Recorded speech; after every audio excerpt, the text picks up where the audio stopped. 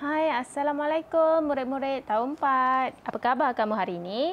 Diharapkan semuanya sehat-sehat belaka dan sudah bersedia untuk belajar sains pada minggu ini.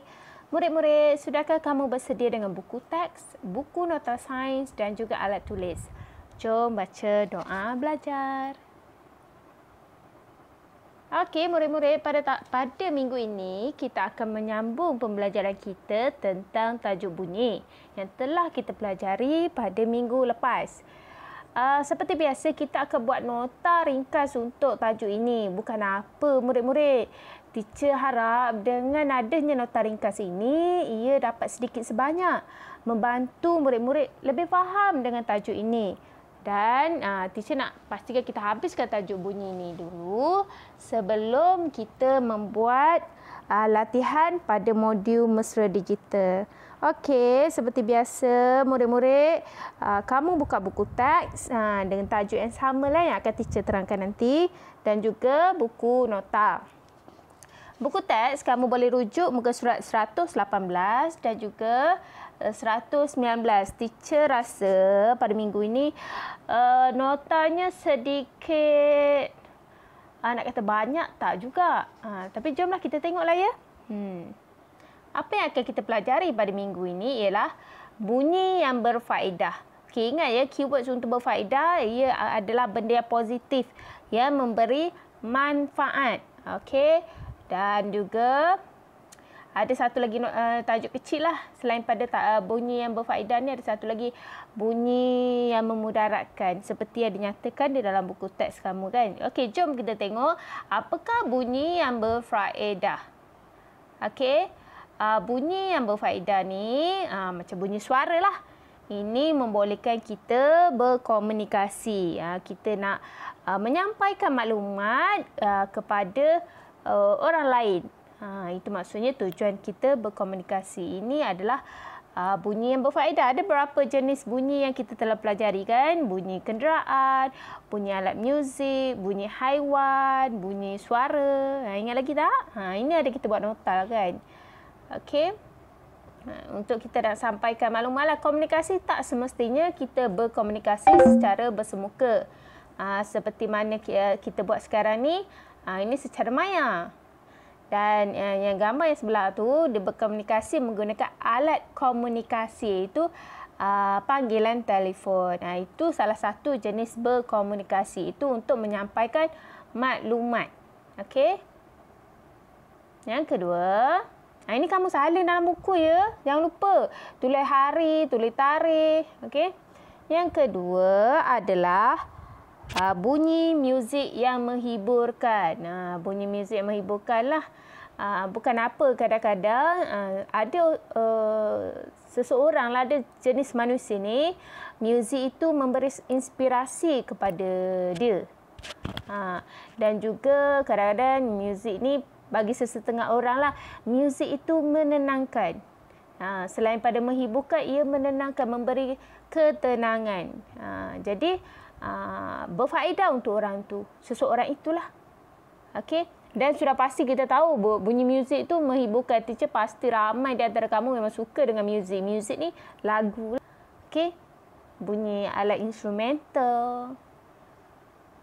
Yang ketiga, ini nota ni sebenarnya ada dalam buku kamu. Cuma teacher bagi susun supaya mudah untuk kita lebih faham.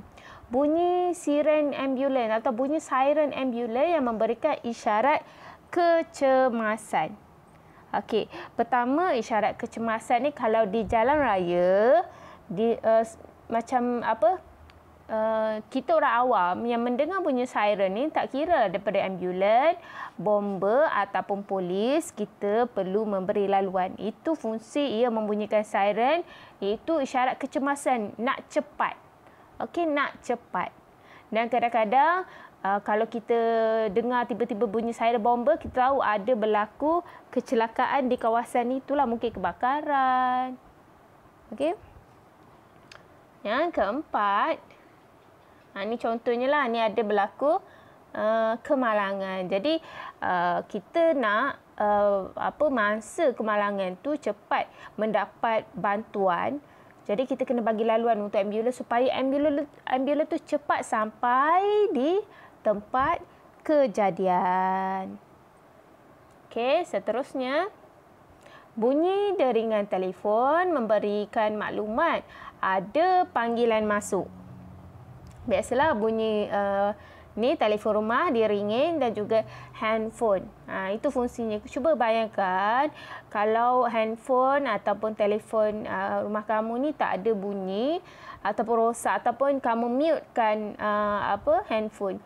Jadi orang telefon, orang buat panggilan masuk, kita tak tahu orang call. Kalau ada kecemasan, panggilan kecemasan lah kan, urgent call, kita tak tahu.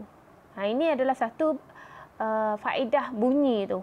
Okey, ini faedah bunyi. Okey. Kemudian bunyi cerek yang menandakan air sudah masuk. Ini air sudah masuk. Air sudah masak. Ini tiada di dalam buku teks kamu, tapi teacher tambahlah sebab ini adalah salah satu faedah bunyi. Bayangkanlah kalau cerek yang mak kamu tengkikkan di atas dapur gas tu, masak, tak ada bunyi, tak sedar itu mendidih, masak, kering. Itu bahaya ya. Itu boleh mendatangkan kemalangan di rumah. Kemalangan ni kamu jangan ingat kemalangan tu antara kereta dengan motor, kereta dan kereta. No, kemalangan tu macam kecelakaan yang berlaku lah. Okey, bayangkan tak ada bunyi. Mak kamu ataupun kamu masak air, kamu lupa. Mungkin dah mak tenggekkan dekat atas dapur, kamu pergi siram pokok kat depan rumah. Pergi sapu sampah, lupa kamu tenggek air masak atas dapur, dah mendidih, tak ada bunyi, sedar-sedar airnya kering. Itu bahaya ya. Sebab itu pentingnya ada ini dipanggil whistling kettle. Cerek yang bersiul tu yang dibunyi kan. Teacher pasti ramai yang tahu ni. Tapi mungkinlah kamu cakap, alah teacher, rumah saya tak ada cerek, rumah saya pakai penapis air. Canggih kan. Itu salah satulah. Dia mengeluarkan bunyi, menandakan air masak dan nak suruh kita tutup api lah kan, bahaya.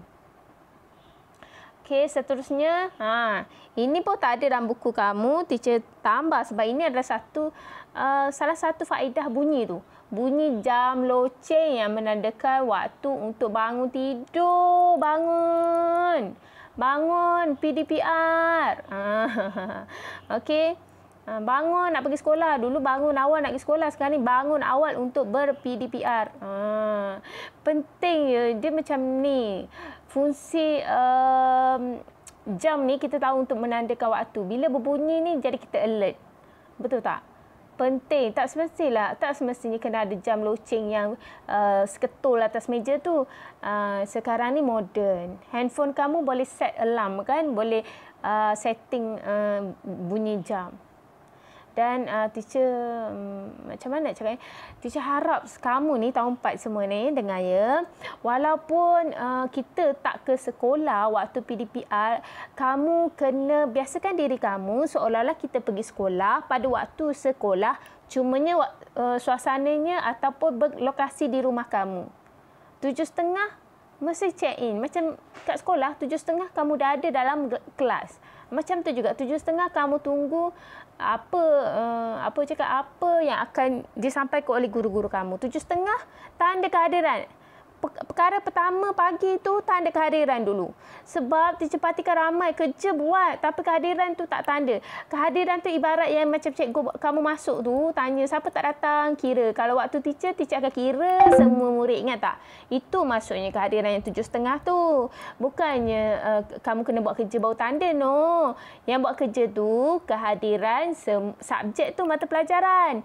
Yang Ustazah Wan bagi pagi-pagi tu, itu kehadiran kamu pada hari ini, bukan kehadiran untuk mata pelajaran. Faham tak? Teacher cerita pasal bunyi loceng dan cerita pasal PDPR. Ini ruang teacher nak explain. Kalau tak faham, tanya guru kelas kamu ya. Ingat ya, perkara pertama, tanda kehadiran dulu. Tak sempat nak tengok lagi tugasan cikgu bagi, tanda kehadiran dulu. Right? Okay, wake up. Tiba-tiba wake up, teacher. Okey, tajuk kedua, bunyi yang memudaratkan. Bila sebut kata memudaratkan, benda yang negatif. benda yang memberi kesan yang buruk. Okey? Kamu ingat ya, memudaratkan kesannya negatif, kesannya memberi kesan yang buruk. Kalau buruk, benda tu mesti sesuatu yang irritating, very apa yang cakap tak best. Okey? Look at here. Apa yang tak best? Pertama, bunyi yang bising menyebabkan kita sukar berkomunikasi. Bising, tak dengar apa. Yes, exactly. Macam kamu dalam kelas. Bising. Siapa tak dengar teacher cakap apa. Itu maksudnya bunyi yang bising menyebabkan kita sukar untuk berkomunikasi. Sukar nak cakap. Kamu tak dengar. Teacher apa? Teacher sebab kawan kamu bising. Okey? Okey. Yang kedua, bunyi bising kenderaan boleh mengganggu ketenangan dan menyebabkan tekanan emosi. Bunyi bising kenderaan ni, kalau teacher tunjuk tu, ada bunyi kapal terbang, ada lori, jalan jam kat situ. Dan mengganggu ketenangan. Sebab apa kadang-kadang bila jam, orang suka nak tekan bunyi horn. Semua nak hon. Orang yang dengar tu, si anjing tu pun rasa rimas. Kan? Jadi kita rasa tak tenang. Tertekan emosi. Tekanan emosi tu rasanya maksudnya kita rasa nak marah je. Itu maksudnya. Mengganggu ketenangan tu kamu rasa tak tenteram. Tekanan emosi tu kamu rasa nak marah. Tak ada sebab, pasti rimas. Itu. Okay, kadang-kadang kamu tak tahu kenapa ya, kenapa teacher saya rasa serabut kepala saya serabut. Jadi kamu kena pasti kenapa kamu berserabut. Serabut tu salah satu inilah tekanan emosi. Kenapa kamu rasa berserabut? Adakah kerana kerja PDPR terlalu banyak? Adakah dia terlalu banyak apabila kamu menangguhkan kerja? Sebab itulah teacher feel free untuk dengar masalah kamu. Teacher cerita lagi sebab cerita pasal tekanan emosi. Teacher rasa ramai masa waktu PDPR ni atau PKP ni, ramai yang rasa kurang tenteram. Tekanan emosi sebab asyik duduk kat rumah, susah nak keluar. Tak apa, kadang-kadang kita kena cari sesuatu solution atau jalan penyelesaian macam mana kita nak keluar daripada tekanan emosi tu. Keluar rumah tak semestinya memberi ketenangan. Ada banyak cara, kita kena cari cara. Tapi jangan cari cara main game. No. Main game ni dia akan menyebabkan kamu ketagihan. Nanti kamu tak masuk kelas. Asyik main game. Okey? Okey, yang ketiga. Bunyi bising yang didengari secara kerap atau terlalu kuat boleh menyebabkan masalah pendengaran. Okey, kamu pernah dengar tak rasa macam sakitnya telinga, bergegar rasa anak telinga. Itu terlalu kuat. Bunyi yang terlalu kerap didengar tu macam bunyi horn, tak berhenti horn. Boleh menyebabkan masalah pendengaran. Mengganggulah. Telinga kamu jadi macam kurang pendengaran, kena terkejut orang ni horn dia kan. Kena jumpa doktor, pakar telinga. Okey. Jadi sekiranya kamu di dalam situasi yang bising, sangat bising, ingat tak kita belajar bunyi ia boleh bergerak kan?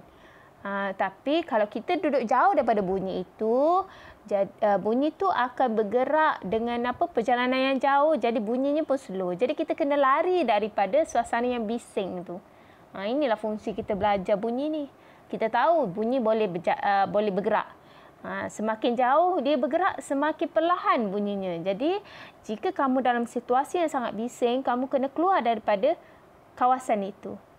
Okey, sebab kita nak jaga pendengaran kita ni. Tak nak lah Allah bagi kita normal dah telinga kita ni. Kita tak nak jadi apa-apa masalah, kan? Okey, habis sikit saja kan. Nota pada hari ini, minggu depan teacher akan ajar tentang pencemaran bunyi. Ingat ya, bunyi yang bising ni adalah pencemaran. Jadi teacher harap nota kamu ni siap tunjuk kat teacher. Beberapa orang je tunjuk nota kat teacher. Teacher tak pastilah orang yang lain ni buat ke tak nota ni. Kena buat ya, tolonglah buat. Supaya nanti buka sekolah teacher tak nak kamu cakap kerja tertangguh terlalu banyak. Nanti kamu tak nak hantar buku kat teacher sebab kerja kamu tak siap. Jangan macam tu ya. Okey, itu sahaja daripada teacher pada hari ini. Sehingga kita jumpa lagi. Assalamualaikum.